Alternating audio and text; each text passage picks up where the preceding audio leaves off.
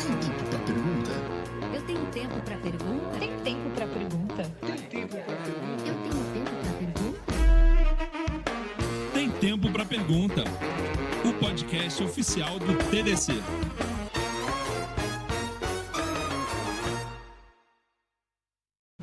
Bom, muito obrigado por vocês estarem aqui.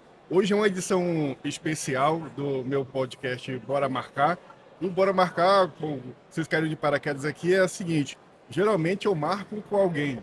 Aliás, geralmente marcam comigo. Hoje eu estou marcando com alguém. O marcar basicamente são coisas que no dia a dia a gente tem de problema, tem de dificuldades ou perrengues, ou só quer falar mesmo abertamente sobre algum assunto do nosso dia a dia, produto tecnologia, e a gente não encontra espaço. Então bora marcar para trocar aquela ideia. É bem nesse sentido. E aí hoje estou com convidados, estou numa edição especial aqui dentro do TDC, numa estrutura já profissional, primeiro podcast, primeira gravação e num estúdio profissional no meio do pavilhão do TDC, e eu aqui com um assunto cabeludo para poder conversar com duas pessoas aqui que eu chamei para trocar esse papo, pra bater esse papo. Então, Bora Marcar hoje tem a Daiane, que eu estou me redimindo por conta da outra vez que, inclusive, eu gravei uma coisa, só que no meio do caminho eu cometi a idiotice de esquecer de verificar se estava gravando o áudio. Então, eu passei alguns minutos lá falando e depois eu fui escutar, eu estava falando sozinho, porque não captou o áudio dela. Então, eu me redimindo aqui. Valeu, Dai. Precisava me pagar essa, hein? Né? Já em grande estilo, né? Oh. E também estou aqui com o Burns. É que eu tô sem óculos aqui, peraí. Opa, eu mesmo. Burns. É Burns mesmo, É cara? Burns mesmo, cara. Eu não- Só que é apelido, tá? Mas eu já levo como se fosse aí o sobrenome já. Beleza. Bom, então a gente está se conhecendo agora, então queria que você se apresente um pouco, fala pra galera quem é você, o que você faz no mundo aí pra gente começar essa treta hoje. Tá certo. Gente, eu sou desenvolvedor web, sou desenvolvedor PHP. PHP! Né? Eu sou desenvolvedor PHP desde 1999, da época do PHP 2 ainda, que começou lá atrás, tá? Alguns anos aí de caminhada, né? Isso, logicamente, vai definir um pouco a minha idade. O pessoal vai acabar descobrindo um pouquinho da minha idade, porque eu sou bem velhinho, né? Eu sou professor universitário, coordenador de curso, leciono disciplinas da área de desenvolvimento web, principalmente JavaScript, o PHP, HTML, CSS, né? Essas coisas mais básicas assim. E trabalho também numa empresa minha que chama Unity Tecnologia, que é da área de desenvolvimento web. E a gente tem as lojas, por exemplo, do Vida de Programador, Developers Life, que está aqui no TDC conosco. Fazer um merchan, pode, né? Pode. Tá, fazer um merchanzinho, que a gente tá com a loja aqui também, né? E eu sou coordenador também da trilha de web front-end aqui do TDC também, tá? Palestro na área, e a gente também tem um evento bem legal lá no Paraná, que eu sou do Paraná, que é o The Developers Life Weekend, que a gente inclusive teve no último final de semana lá em Maringá. A gente vai ter uma outra edição em Campo Mourão depois, em novembro, tá? Então, bem bacana. Eu trabalho também, sou coordenador de uma Vertical Tech, do grupo integrado lá de Campo Mourão, né? Que a gente trata de diversos projetos envolvendo desenvolvimento também, né? Desenvolvimento da parte de programação. Ô, louco, tudo isso ainda teve tempo para vir aqui trocar ideia. Tive tempo, sim. Nossa, na hora que me chamaram aqui, eu falei, eu topo, né? Ele só falou, bora. O PHP no início não tinha nem um framework Zend ainda, eu tinha. Não tinha nada. Era PHP puro mesmo, né? Estruturado, a gente não usava nem muita orientação a objeto. Na verdade, naquela época, orientação a objetos não era uma coisa difundida como é hoje, né? Uma coisa normal, na verdade. Tinha começado aquela parte de UML, orientação a objetos, naquela época, e infelizmente na faculdade que eu fiz, que foi processamento de dados, eu vi Delphi e Visual Basic, não tem nada a ver com HTML. A única coisa que quando eu entrei no ano de 98, meu pai comprou um modem em Miami, não sei se vocês conhecem, já foram para Miami? Não, na verdade a Miami é Paraguai. Tá, é Paraguai, é Miami, Paraguai, né? E lá a gente comprou um modem, e aí eu fui introduzido no mundo da internet. Olha e aí, só. cara, eu vi tudo aquelas páginas, era o Mirk na época, o ICQ, que foi descontinuado recentemente, né? Então eu comecei, inclusive, a aprender HTML por causa do Mirk. Dentro do Mirk tinha um amigo meu que ele tinha trabalhado no Japão com a parte de web design, né? Naquela época todo mundo era web designer, né? Ou a gente chamava de webmaster, Era o cara que mexia com web. Então eu acabei aprendendo através do Mirk a programar em HTML. Cara, o cara me ensinou a programar em HTML, depois me ensinou o Masaki, é o nome dele, bem gente boa. Hoje ele tá no Japão, voltou pro Japão. E ele me, cara, levou para essa área de web aí que é maravilhoso, é muito bacana, né? E aí eu me apaixonei. Esqueci o Delphi, esqueci do Visual Basic, esqueci dessas outras coisas e fui direto para a área de web. E a primeira linguagem mesmo que me apresentaram foi o ASP com VB. E depois eu fui para o PHP, que eu gostei mais, aí eu me apaixonei e fiquei nessa área e até agora. Comecei a dar aula dessas disciplinas, dessas tecnologias, e aí, até hoje, eu não largo disso, eu gosto muito dessa parte. Podemos dizer, então, que o Mirk foi o seu primeiro EAD. Foi, cara. Inclusive, eu aprendi a programar em script para Mirk. Cara, foi a lógica de programação que eu me aprimorei bastante, foi por causa do script para Mirk, que eu queria ver como tudo aquilo funcionava. E aí eu comecei a aprender C, né? Porque o Mirk era basicamente bem muito baseado em C. Isso me ajudou muito a partir para o PHP, porque depois era tudo muito igual, muito parecido. Então, para mim... Procedural ainda, né? Isso, procedural, exatamente. Então foi a porta de entrada ali para o mundo da programação, realmente. Ali foi onde eu me apaixonei. Daí pra frente, só pra baixo. Só para baixo, só. Aí foi Exatamente. PHP 3, PHP 4. Aprendi, em vez de Post, eu comecei com Post, que fui mais QL. E aí já viu, né, cara? PHP, ele vicia, ele dá problema. Né? O PHP é uma linguagem que eu digo que ela é muito mercenária, né? Até as variáveis você tem que colocar dólar na frente, senão ele não funciona. Né? Então, é uma linguagem que gosta muito de dinheiro, né? Mercenária pra caramba. Então, é por isso que eu gosto dela. Deve dar dinheiro também, né? Dá um dinheirinho bom, cara. Eu louco. Quando diz ele, paga minhas contas, meus boletos, né? Nossa, Tá bacana bom. pra caramba.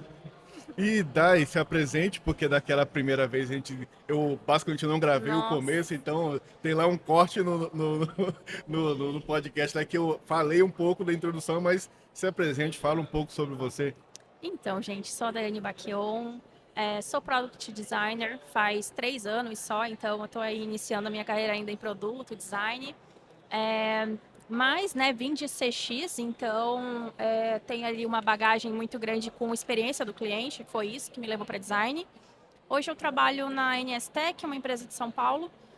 O nosso foco é em soluções tecnológicas para logística, então a gente está agilizando muita coisa em soluções tech para reduzir acidentes, para reduzir roubos, e esse tem sido o meu foco hoje. Coordeno trilhas de design, tem um ano aí que eu estou no TDC como coordenadora, já me arrisquei palestrando, fiquei extremamente vermelha, mas deu tudo certo. E é isso aí, vamos começar nosso Bora Marcar. Vamos começar, e ela já vai fazendo a chamada. Isso É isso aí. O assunto que eu quis trazer hoje, como o Bora Marcar hoje foi inverso, então quem trouxe o assunto fui eu, que geralmente o pessoal marca e digo, trago o assunto. Trago o assunto que muitas das vezes eu nem sei comentar sobre o assunto. E é por isso que é interessante marcar com pessoas diferentes, porque eu vou aprendendo coisas diferentes, vou começando a me inteirar sobre temas que nem eram do meu dia a dia. Já teve assunto de QA, já teve assunto de acessibilidade, já teve assunto de autismo da vida adulta. Então, assim, realmente, sim, são temas que não são diretamente no meu cotidiano, mas eu começo a ter um novo olhar e isso me enriquece no dia a dia. E o papo também faz com que outras pessoas acabem discutindo também sobre isso, acaba ficando mais visível essa comunicação. E hoje o papo que eu quis trazer é handoff, ou seja, a passagem de bastão da área de produto para a área de tecnologia. E por isso que eu quis falar justamente com alguém que tivesse do lado tech também. Aqui é meio que 2 contra 1, porque eu sou product designer também há um bom tempo, ali já faz algumas décadas, então assim, eu tive algumas experiências ruins, outras péssimas, e outras que ainda estou tendo. Então, assim, então são qualificadores a serem qualificados. Então vamos comentar hoje um pouco sobre como é que se deu até hoje no nosso dia a dia para tretar bastante, ou talvez sair todo mundo fazendo as pazes ou não. Ou totalmente pelo contrário, não sei. Vamos ver, vamos ver. Eu Vamos acho ver. que vai dar certo, viu? Vai dar certo. E queria começar até com o Burns entendendo o quanto você já teve como foi que foi a tua interação até hoje com esse tipo de repasse, com estar em times que tenham essa organização onde existe o projetista e depois faz esse repasse, e como é que foi as suas interações até hoje? Descreve um pouco pra gente. Cara, para mim foi muito importante a descoberta do Product Designer e como ele é importante, tá, para fazer com que tudo funcione corretamente e seja mais vendável, inclusive, né? Eu sempre fui um exército de um homem só, aquele cara que faz front, o back, trabalha com tudo, cuida do banco e tal, mas em alguns projetos que eu tive a relação com um Product Designer, eles saíram bem mais bem feitos e esse profissional ele trouxe para a gente algumas visões que a gente não tinha do projeto. Então fez com que esses produtos eles fossem melhores recebidos pelo público. Então realmente hoje eu vejo assim como imprescindível, né, ter um Product Designer na equipe. Tá? A gente não pode pensar mais igual antigamente, que era webmaster, web design, essas coisas, e o cara sabia de tudo. Não. Cara, tem muita coisa que às vezes passa em branco para o programador, tá? Porque ele está tão acostumado a fazer as coisas daquele jeito e achar que daquele jeito tá bom, e na hora que chega para o cliente final, às vezes o produto não faz sucesso simplesmente por exemplo, a caixinha não está no lugar correto no site, a caixinha não está no lugar correto no aplicativo. Cara, e às vezes é uma coisa assim tão boba que a gente, como desenvolvedor, não consegue enxergar isso, sabe? Já o Product Designer, ele já chega para você com uma ideia diferente e por que aquela ideia tem que ser daquele jeito, né? E colocando isso em produção, aí a gente conseguiu verificar que realmente valeu muito a pena ter escutado e ter feito como o Product Designer pediu, porque a gente conseguiu ter um resultado mais positivo, né, do que se a gente tivesse trabalhado sozinho. E agora a gente, graças a Deus, na minha equipe lá onde eu trabalho, que é na nossa Vertical Tech, a Bitec do Integrado, a gente tem um Product Designer só pra gente. Então isso é maravilhoso, porque eu levo as ideias para ele e aí ele me ajuda a construir tudo de uma maneira bem diferente do que eu estava acostumado, né? E a gente sabe, vamos falar sério, né? Tem muito desenvolvedor que é um pouco egoísta até, ele quer tudo para ele quer saber de tudo, ele não quer escutar as outras pessoas, né? Não estou dizendo que todo mundo é assim, gente, mas eu sou desenvolvedor e teve uma parte da minha vida que foi assim, eu queria, não, quem sabe tudo do design das coisas sou eu, não, mas não é assim que funciona, tá? Porque esse profissional, ele estudou aí, fez os estudos realmente para transformar esses produtos em produtos mais vendáveis e dá muito certo. Então, por isso que eu acho que a gente não vai ter briga aqui hoje, porque eu concordo plenamente que nós necessitamos, e toda empresa de desenvolvimento tiver pelo menos um, na verdade não é nenhum, né? Precisa de mais, dependendo do tamanho da empresa, porque faz tudo andar, ter um andamento melhor, a produtividade e principalmente os resultados melhores, que é o que todo mundo quer, né? Você vai fazer um site hoje, vai desenvolver uma aplicação, um sistema, você quer que essa aplicação ela seja vendável, você não tem que ter lucro, né? Para isso que a gente está no mercado. Então a gente tem que escutar todas essas pessoas aí, os entes envolvidos, que é muito bacana. Nesse caso do dev que faz tudo, o criativo, inclusive, tem algumas tretas que acontecem no meio do caminho, mas a gente vai chegar lá. Não tem problema não. E daí, como é que ou já, da tua experiência até agora, assim, relatar como é que tu já teve que lidar com essa parte do repasse, da volta, inclusive, que a gente começa a treta por aí. Porque a gente projeta algo, então tem um processo no Discovery ali para poder embasar o nosso descoberto, no Discovery. E aí, quando a gente volta e diz, olha, galera, é isso aqui, ó, tá projetado, as cores são essas aqui, foi feito um teste de acessibilidade, é isso aqui e tal, as posições são essas, e beleza, vai. E aí, às vezes, volta dizendo assim, tá, então, ó, terminei. Mas aquele negócio tá totalmente diferente, né, do que eu projetei. Como é que, se você já teve isso até hoje, como é que foi o teus repasses até hoje, né? Tua interação com o time técnico. Sim. Eu aprendi muito com o time técnico no começo, bem no comecinho da minha carreira, a justificar as minhas escolhas de design. Mas por que esse componente? Mas por que tu tá usando isso, aquilo, né? Então, eu me bati um pouco para ter essas justificativas na ponta da língua quando eu era mais inexperiente. Hoje eu já sei que quando eu estou projetando a tela, eu já tenho que ter essas justificativas. Porque a hora que eu for lá, bater na porta dos desenvolvedores, parar o que eles estão fazendo, chamar ali para... Como é que a gente chama essa etapa do design? Não é bem um handoff, mas é meio que apresentar para eles a solução, para que seja feito meio que um refinamento técnico, algo assim. Eu sempre... Pode ser um refinamento tipo técnico. um refinamento. Refinamento técnico, isso mesmo. Então eu sempre chamo, né? E nesse momento eu já tenho que ter todas as justificativas na ponta da língua. Às vezes eles nem justificam nada, eu já tô lá me justificando. Eu usei isso por causa disso, por causa daqui. Nada. Já tô me acusando aqui. Peraí, deixa eu Já falar como é que vou me armar aqui pra ninguém ter dúvida. E eu gosto muito que eles conheçam também as regras de negócio que estão por trás, porque às vezes ver a tela, ver o layout, não é entender o que está acontecendo por trás em regra de negócio.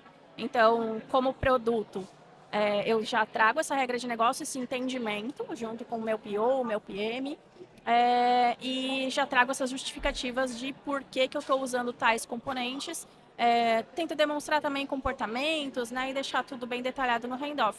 Mas tem algo que você comentou que é essa volta, né? Depois que eles desenvolveram e aquilo precisa passar por mim novamente ali antes de entrar em produção, porque... E passa ou não passa? Assim, eu faço questão que passe, mas às vezes eles, né? Não, vamos liberar ali no meio da noite, na madrugada. Não, era pra entregar Ela ontem. não vê, né? Era pra entregar ontem, então a gente não deu tempo de te mostrar. E daí você vai ver aquela cor de botão verde amarronzada. Mas o que é isso, meu querido? O hexadecimal não é esse, né? Então rola assim alguma... Eu acho que o designer ele precisa ter esse cuidado. Mesmo que não exista hoje no processo da tua empresa essa etapa de voltar. Quando tiver em homologação, pede para ver. Pede para te avisarem. Só para tu dar uma repassadazinha básica, assim. Ou quem sabe até tu fazer um teste junto com o QA. Também é uma boa. Porque às vezes o QA não vai ver um detalhe que tu vai ver. Porque tu projetou aquilo ali atrás. Quem sabe 2 semanas, 3 semanas atrás, foi você que colocou a mão naquilo. Então, não foi o QA. Ele tá vendo lá na ponta. Então, é interessante a gente ter essa voltinha ali pra gente de novo. Dá tempo? Às vezes não dá tempo. Essa é a realidade. Quase sempre não dá tempo, na verdade, né? Porque entre tempo e escopo, o tempo sempre tá ganhando ali no meio do caminho, né? Como é que a gente lida com... Olha, o escopo era fazer isso aqui.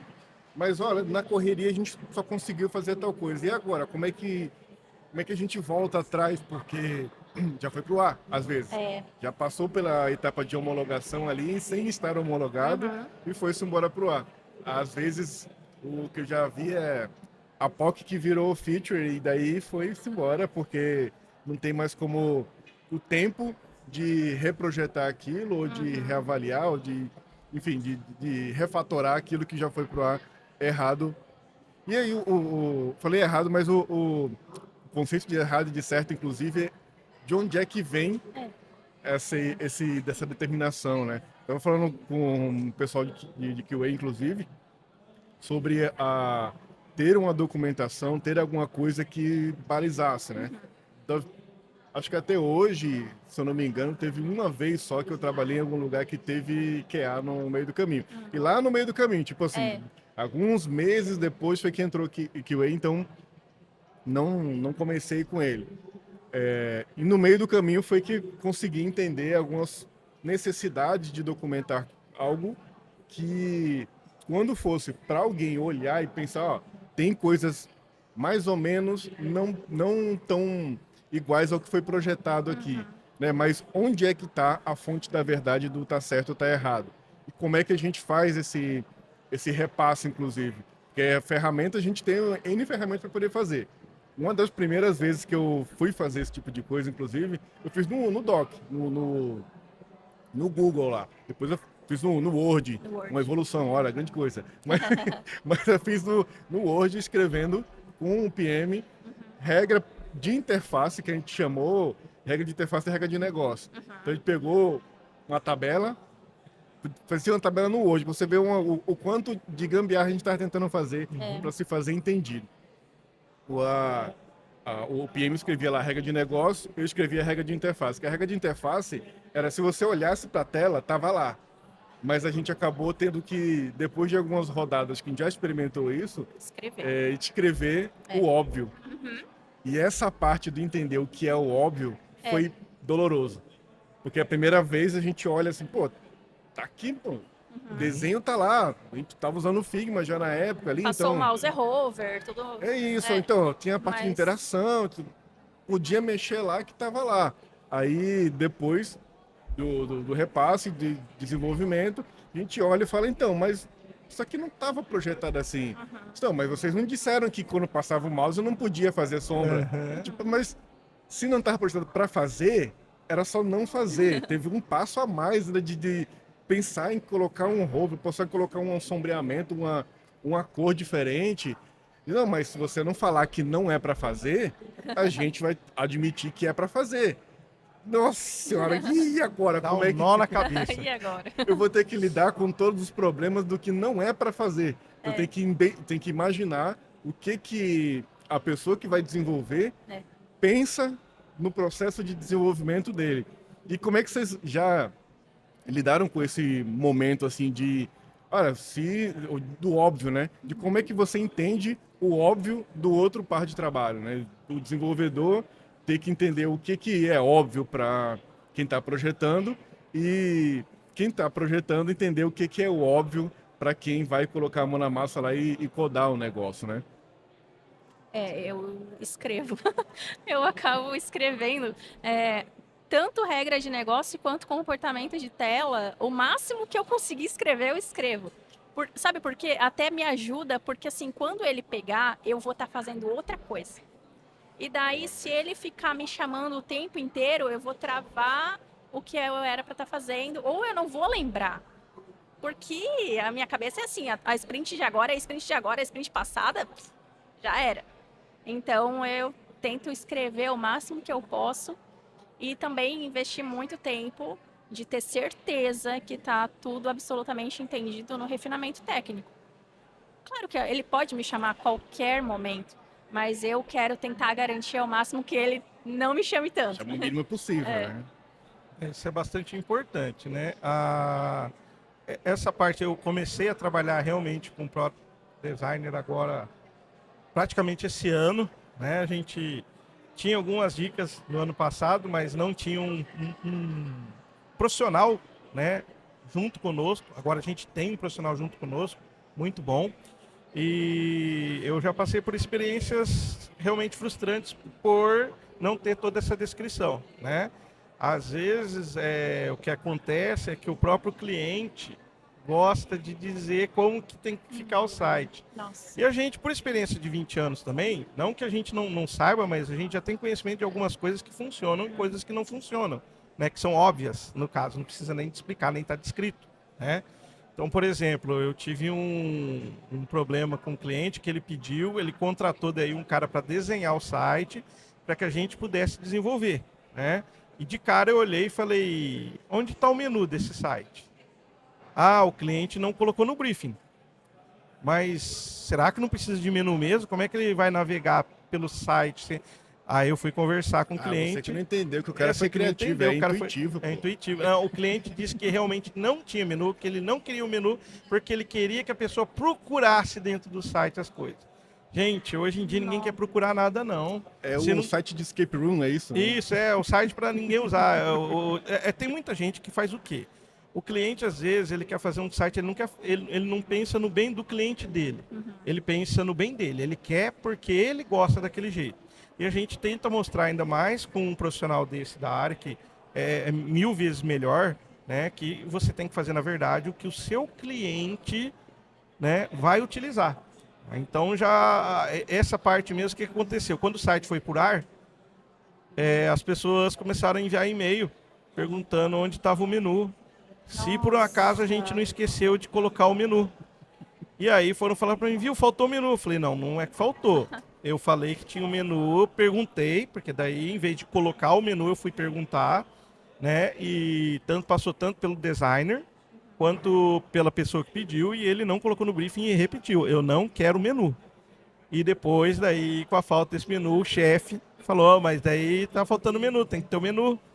Ele né? queria ser diferentão, Na um verdade, site inovador. na verdade ficou um pouco assim, meio que o Burns não fez. Ai, meu Deus. Então aí esse que é o problema, aí passa o problema pro desenvolvedor. Sempre alguém tem que colocar a culpa, né? Isso é triste. E já aconteceu diversos outros problemas, não de design propriamente dito, mas que envolve design de funcionamento, que é, por exemplo, às vezes de qualidade de imagem de banner. A pessoa queria que tivesse a qualidade de uma câmera de 30 megapixels.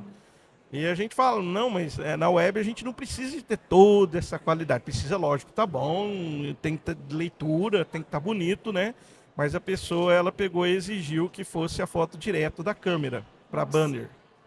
Né? Então eu falei, não, 40 gente. megapixels pra Não, carregar o ali. primeiro arquivo que ele me mandou para colocar foi um PSD Ué, do Photoshop, que ele queria que ficasse igualzinho, de 1.5 GB. Imagina Tá? o carregamento. que legal. Não tem o carregamento, não vai, Não nem tem vai como. carregar, Tem né? PSD, não Então tem como renderizar. não tem como renderizar, então ele tinha que exportar aquilo para JPG. Aí eu expliquei que tem o WebP, que tem o AVIF, que tem as imagens próprias para web, né? Mas daí no programa dele não tinha para exportar para esses caras, porque na verdade o designer fez para ele, mandou, porque o designer costumava mandar para mim, aí eu transformo, né? Em imagem para web, e daí eu coloco lá e já coloco o tamanho certo, a qualidade, mas ele duvidava que a qualidade que a gente estava colocando era uma qualidade apropriada, então ele preferiu imagens que ficassem entre 100 e 200, 300K, para imagens que ficavam com 20, 30 mega, né? E 5, 6 banners de uma vez só, e aí a culpa de não dar certo é de quem? É do desenvolvedor. Né? Por quê? Porque demora demais para carregar, que o site está muito lento. Eu já ouvi gente dizer, já perguntar para mim, mas em que tecnologia você vai desenvolver? PHP. Mas falaram para mim que PHP não é bom. Bom é fazer em Java. Tá, beleza, a gente Fazer pode um site fazer em Java, vamos tá certo aqui. com WordPress. Isso. Aí eu, pera, calma lá. E me disseram que existe um negócio chamado Ice Faces, inclusive, que tá na moda. Tá na moda. Não, mas eu falei assim, mas Java, WordPress é PHP, meu amigo, não é Java. E aí a pessoa fica, não é? Nossa, né? Como, mas a minha agência usa isso. Né? Mas eu falei, o segredo não está nisso daí, o segredo está em fazer o site de acordo com as regras da W3C, as imagens de acordo com as regras da W3C, e tem ferramentas do Google gratuitas que mede tudo, vai lá, vai medir o SEO, vai medir tamanho de imagem, vai te dar certeza, vai te dar as notas, né, de melhores práticas de programação e tudo isso, que aí sim, isso que o cliente não vê, só que faz todo sentido. E o Product Designer, normalmente, ele já faz tudo isso pensando em ter um site com todas essas qualidades, né? Desde um pequeno botãozinho ali, que nem vocês falaram, o hover ficou verde, sei lá, abacate, né? Era para ficar verde limão. Mas por quê? Porque assim chama atenção de tal, assim. E tem toda essa parte que o programador em si só, às vezes, ele até conhece. Mas eu mesmo não tenho certeza, né, de quais cores chamam mais atenção. E é lógico que a gente tem ali sites e ferramentas que te dizem quais cores você pode utilizar. Facilita muito, mas um product designer faz igual ela falou, faz igual a Daiane falou.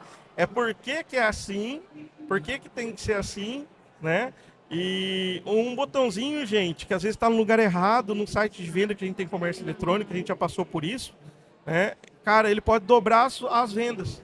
Parece bobeira, mas não, um botãozinho que ele fica na tela, que na hora que você usa o scroll e ele acompanha a tela, aquilo lá parece uma coisa boba, mas que lá dobrou as nossas vendas, né? E ele ser de uma outra cor, na hora que você passa o mouse por cima e ficar vermelho, nossa, aí deu mais venda. Mas parece bobeira você acompanhar, mas, cara, a gente, no desenvolvedor, nem Product Designer, nem PO, nem ninguém é dono da verdade absoluta. A gente tem que envolver outras pessoas, outros profissionais no meio e ouvir o que esses profissionais têm para dizer, porque eles têm bagagem para dizer. A Daiane, ela tem a certeza do porquê utilizar aquele botão daquela cor. Não sou eu que vou dizer para ela que não pode colocar aquilo ali. né? Ou que não tem um menu no site. Por que eu não vou ter um menu no site? Por que eu vou utilizar uma imagem, por exemplo, que seja gigante?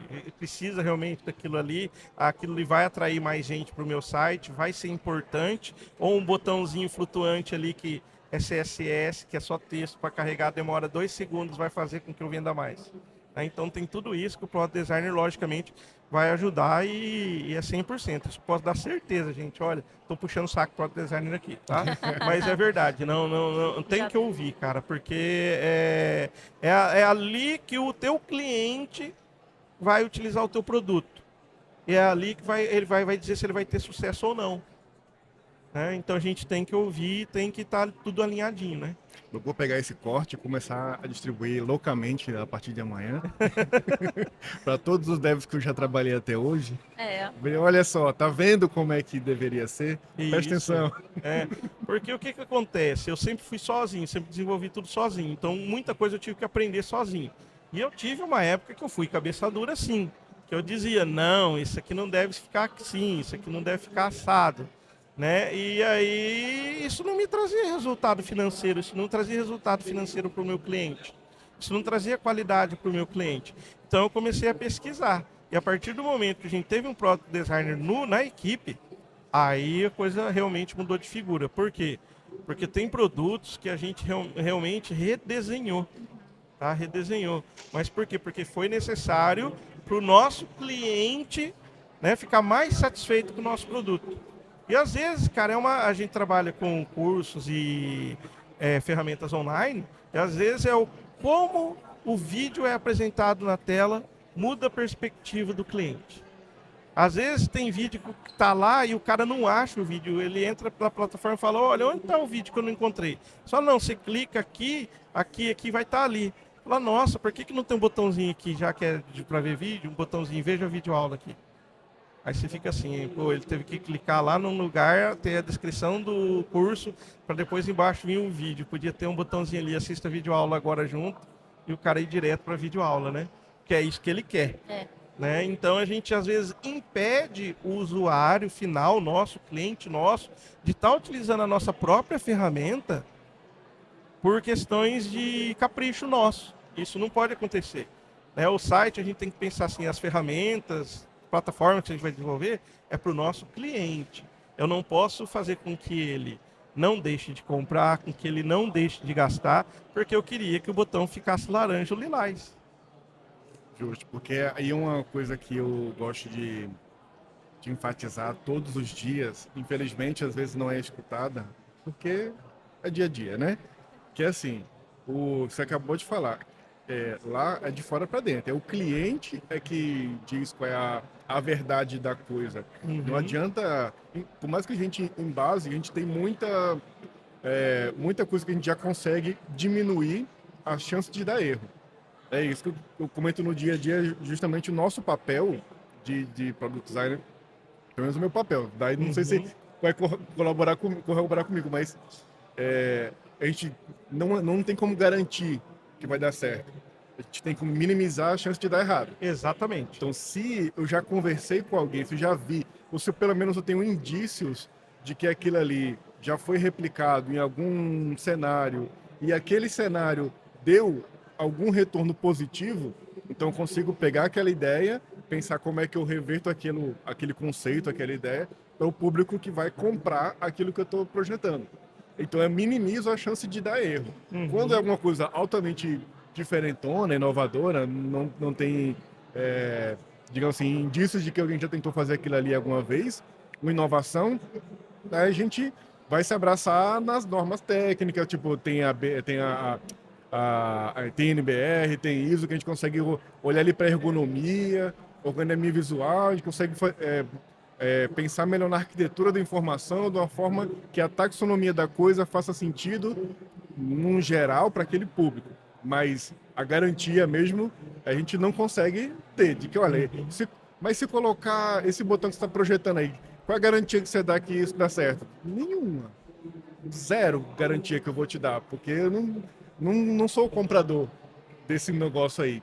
Eu vi chances disso dar menos errado, porque existiram outros que já fizeram similar e tem esses indícios de fora para dentro de que eles tiveram algum tipo de sucesso ou diminuíram a chance de fracasso, inclusive. Sim, exatamente. Então, no dia a dia, meio que essa dicotomia na minha cabeça o tempo todo, enquanto o embasamento versus o que realmente, até onde dá para fazer.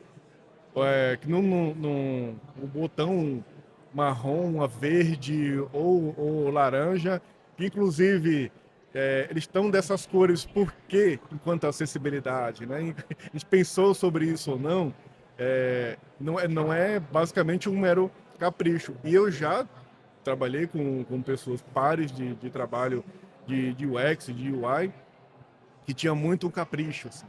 E digamos assim, as coisas que a pessoa aprendeu na vida que trouxeram ela até aqui e é meio que o único caminho a ser seguido, porque os outros podem estar errados. Porque eu pensei que, nossa, se for aquele estilo ali, glassmorfismo, se for aquele lá que eu tô vendo lá, uma tendência no dribble. Tem uma tendência no dribble ali, eu vou seguir, porque, cara, é aquilo ali. Só que ninguém nunca programou aquela tela que tá no dribble, pô. É muito bonito, mas e a função, né? É funcional. A forma versus a função. E o bonito, né? Aí entra no aspecto filosófico que eu posso passar horas discutindo sobre isso. E horas eu posso passar por qualquer ele coisa. passa realmente horas. Mas olha, inclusive essa parte do belo de você projetar algo e olhar assim, mas isso não ficou bonito. Isso eu escuto bastante, já escutei muito sobre isso no dia a dia. Mas dessa cor aqui, pô, se passar o mouse e ficar piscando lá, pô, mas não ficou bonito. Eu acho que se fosse um amarelinho e tal, isso também não é pra ficar bonito. É pra ficar funcional. Pra funcionar, E outra cara. coisa, tem muita gente que fica se apegando em animações, essas coisas, tudo. Cara, 80% dos clientes hoje são celular. Ninguém vai passar o mouse em cima do botão para ele mudar, não tem mouse ali. Entendeu? E tem cliente que não pensa nessas coisas, fica realmente bem complicado. Na verdade, tem cliente que gosta, que o pessoal precisa de entender que uma aplicação, um site, uma plataforma, normalmente ela é feita para que você ganhe dinheiro, que o seu cliente vai ver. Você vai querer entregar uma porcaria para ele? Você vai querer economizar contratando um product designer? Ou então falar assim, vou contratar uma empresa X porque lá o cara é bacana tal, e cobra caro. Ou então eu quero economizar, né? Mesma coisa. Vou Economia comprar... porca, assim, daqui a pouco tem que refazer. Refazer tudo. Eu vou comprar uma Ferrari, mas uma Ferrari. Vamos fazer o seguinte, ela tem que ficar mais barata. Vamos arrancar as rodas. Né? Vamos arrancar os bancos daí para ficar mais barato, né? Então vamos arrancar o Product Designer, vamos arrancar o cara de UX. Por que eu tenho que fazer? Tem uma... Nada contra, gente. Já vou dizendo antes aqui para depois não criar polêmica para você, né? Mas existem algumas empresas, né, que fazem o quê? Que elas aprenderam a utilizar esses fazedores de site. Então fica super barato, mas fazedor de site, cara, nada contra, mas tem coisas de SEO. Nada contra, mas eu também não tenho nada a favor. Nada a favor, mas tem coisas de SEO que a pessoa que vai fazer, na verdade, não é culpa do site que faz, mas da pessoa que está fazendo. Ela não tem o conhecimento suficiente para poder colocar um SEO bem feito, para poder fazer tudo nas regras, por exemplo, de acessibilidade. Então tem coisa que não funciona. Às vezes tem site que ele transforma tudo em JavaScript e daí o Google não consegue ler, a ferramenta de leitura de tela não consegue ler. Então a gente tem que pensar que hoje, cada vez mais, nós temos pessoas diferentes acessando sites, com diferentes dificuldades. E a gente não pode dificultar mais para essas pessoas ainda.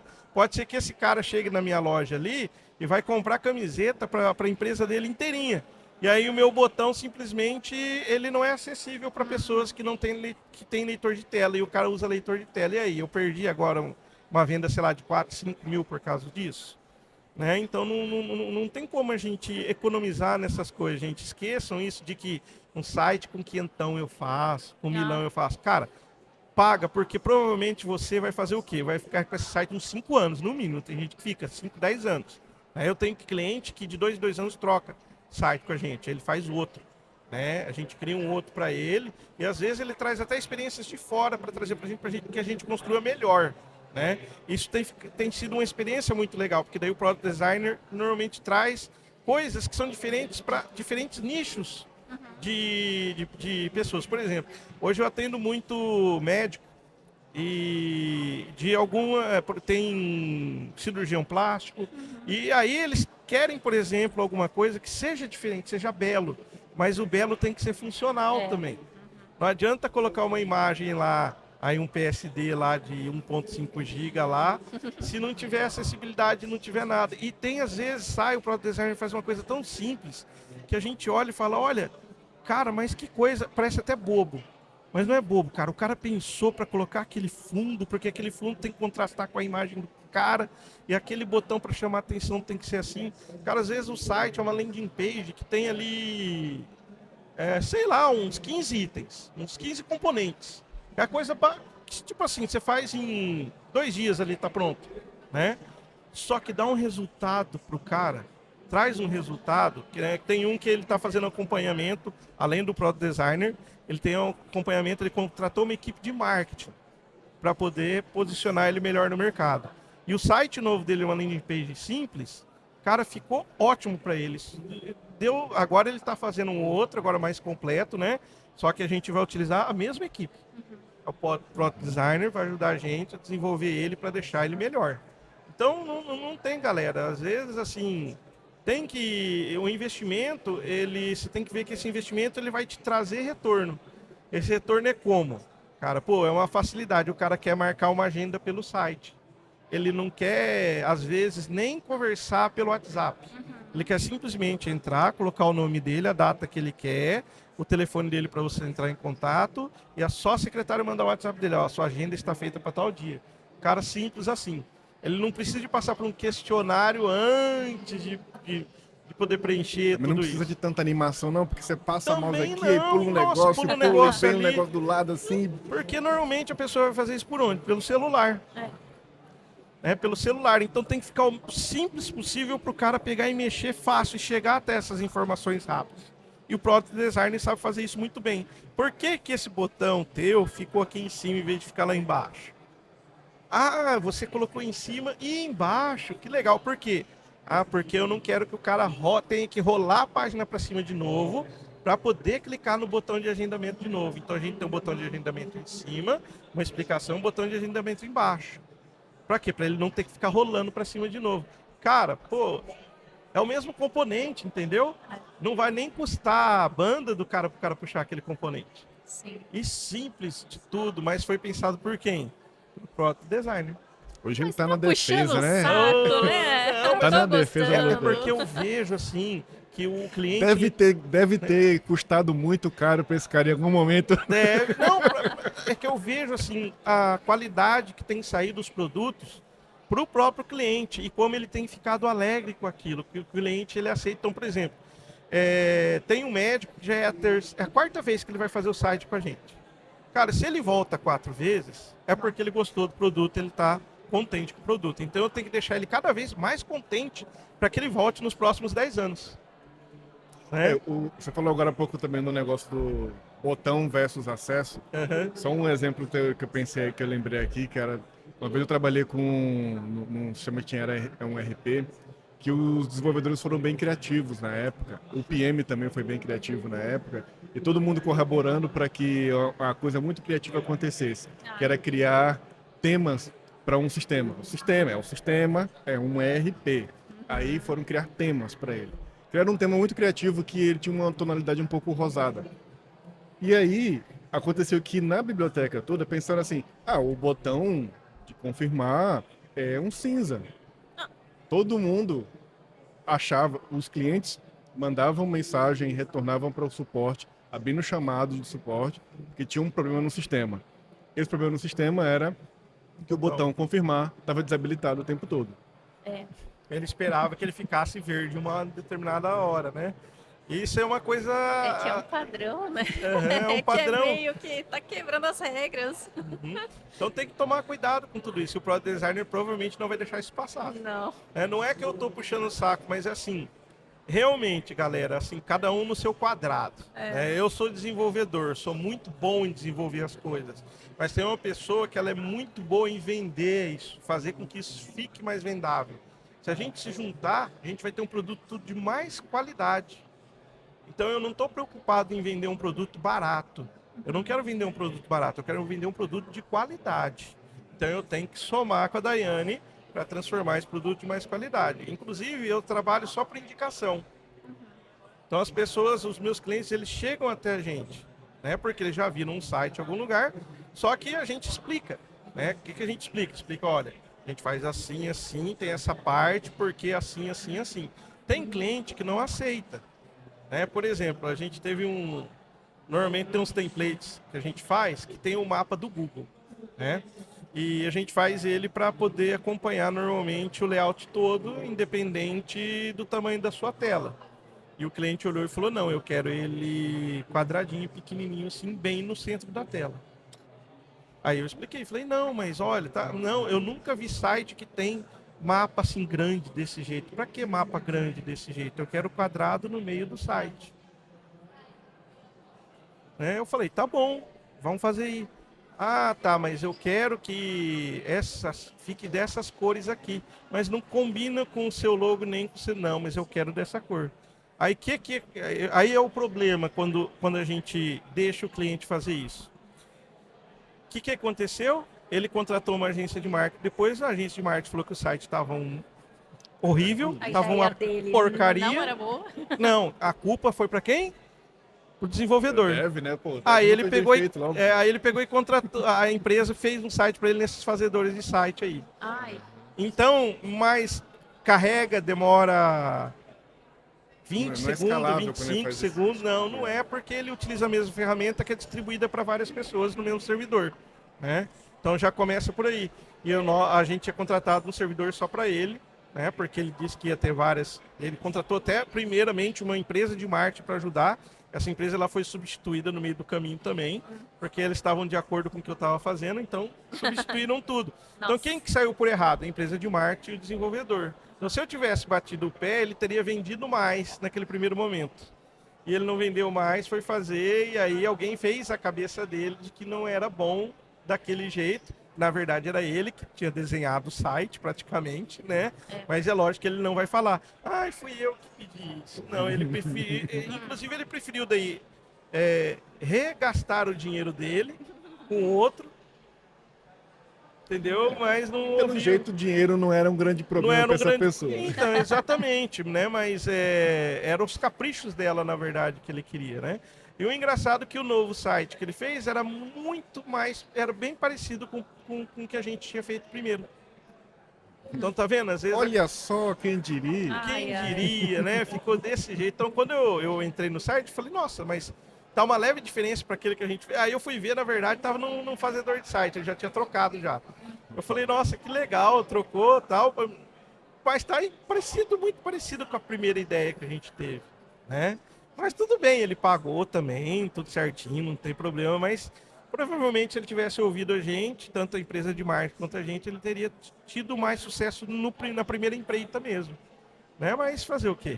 Uma coisa, e a gente está já chegando no finalzinho aqui, uma coisa para a gente talvez finalizar e dar algumas ideias e dicas, que a gente acabou desvirtuando bastante o tema aí. O tema inicial, e realmente, geralmente é assim, tá? Só pra você saber que geralmente é assim mesmo. Mas hoje eu tô me achando um pouco profissional, então vou voltar um pouco pro tema. Opa, vamos lá.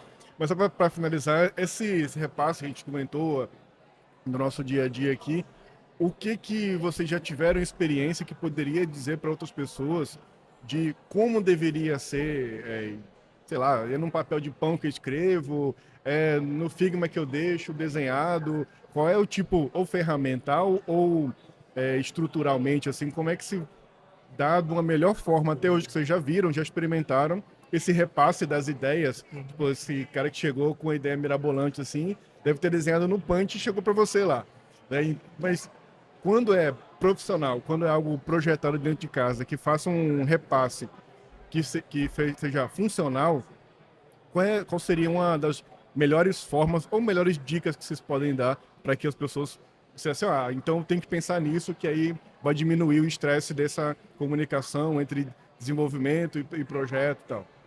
Eu acho que para o designer, uma dica que eu daria é não ter medo de ir lá conversar com o seu desenvolvedor e perguntar, cara, mostrar o teu projeto, mostrar ali, nem que seja tipo uma coisa mais informal, até antes de um refinamento talvez. Mostrar a tua ideia e perguntar para ele, se tu tá em dúvida de como montar o teu handoff, pergunta pro teu desenvolvedor o que ele precisa. Porque muitas vezes tu pode presumir que ele quer que tu escreva tudo, ou que tu deixe num documento, ou que tu deixe no Figma, ou que tu, né, faça uma reunião e repasse tudo, mas às vezes tu tá presumindo que ele quer receber de uma forma, que às vezes não é a forma melhor para ele estar Qual é o recebendo. óbvio dele, né? E talvez, né, realmente comunicar e ter um nível de amizade com essa pessoa, porque tudo aquilo que tu trabalhou, tu quer ver depois em produção. Não sou eu que vou botar em produção, é ele. Então, eu acho que tem que ter essa comunicação, essa abertura, até para perguntar como que ele gostaria de receber aquele handoff. Né? O que é importante que eu destaque aqui? Regra de negócio, comportamento, tudo. O que é importante? Como que você gostaria disso? Tu quer que eu anote num papel de pão? Tu quer que eu te mande por carta? Tu quer que eu anote tudo no Figma? Acho que é importante essa comunicação porque não é um padrão, né? Não vai ser toda empresa, todo desenvolvedor que vai receber da mesma maneira e que vai ser bom para ele conseguir desenvolver a partir daquilo, daquela maneira como, né, tu estava acostumado a fazer. Então, perguntar não ofende. Isso aí, fica amiguinho do dev, senão ele vai subir sem te passar o feedback e vai subir sexta-feira às 5h59. Isso aí é complicado. Mas eu concordo com a Daiane, por quê? Porque as melhores experiências que eu tive como desenvolvedor foi quando o Product Designer perguntava realmente, olha, como que você quer receber esse layout? Vamos fazer uma reunião primeiro para ver se você entende, eu te apresento o layout e te explico mais ou menos as funcionalidades que ele vai ter. Você quer receber num PSD, você quer receber no arquivo do Illustrator, você quer receber tudo separadinho, como que você quer receber? E normalmente eles perguntam, isso que é bacana, quais são os tamanhos de tela que você quer, né? Ele já faz o layout certinho nos tamanhos que a gente precisa. Então, assim, é uma troca de informação bastante legal. Por quê? Porque ele está perguntando para mim, olha, quando você for fazer, quais são os tamanhos de tela que você vai querer? E então eu já vou te fazer preparado para isso. Né? E a gente tem um cara muito legal que trabalha com isso e nunca dá errado, porque simplesmente ele faz tudo isso que a Daiane falou. Cara, ele comunica, ele conversa, a gente virou amiguinho mesmo, porque ele solta tudo do jeito que a gente quer e às vezes quando eu preciso de alguma coisa do layout que eu não consegui arrumar ali, eu peço para ele e só comunico ele. Incrivelmente ele manda para mim do jeito que eu queria, cara. Eu não tô precisando nem de explicar duas vezes. Sinergia. É uma sinergia muito boa. Então, por isso que eu não falei mal, por quê? Porque eu só tive experiências positivas.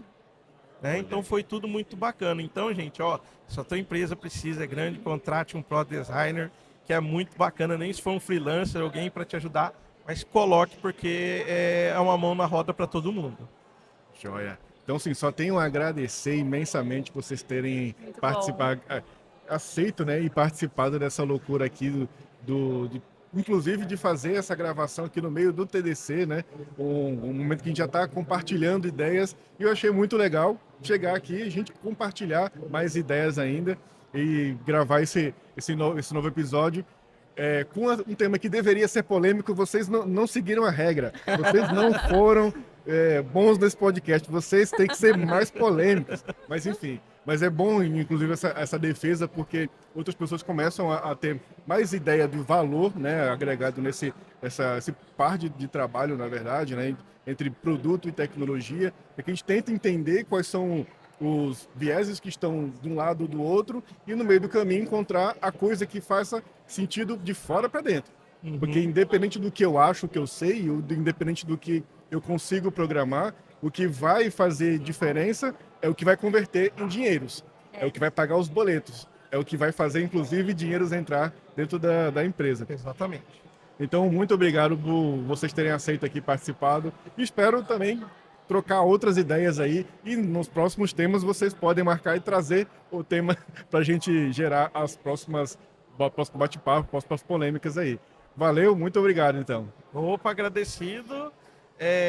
Acho que eu falei demais, vou deixar a Daiane, eu tô cortando a Daiane aqui também, mas eu só queria convidar vocês para o próximo TDC, venham participar, gente. Eu tô na trilha de Web Front-End, tá?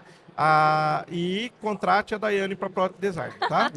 Eu estou trabalhando, mas sempre aberta a propostas. De repente um freelancer, né? Ó, de repente aí, né, fazer um dinheirinho extra. Boa. Mas obrigada, Jeff, foi excepcional aqui. Trocar essa ideia com o Burns, que eu peguei ele de surpresa ali no meio.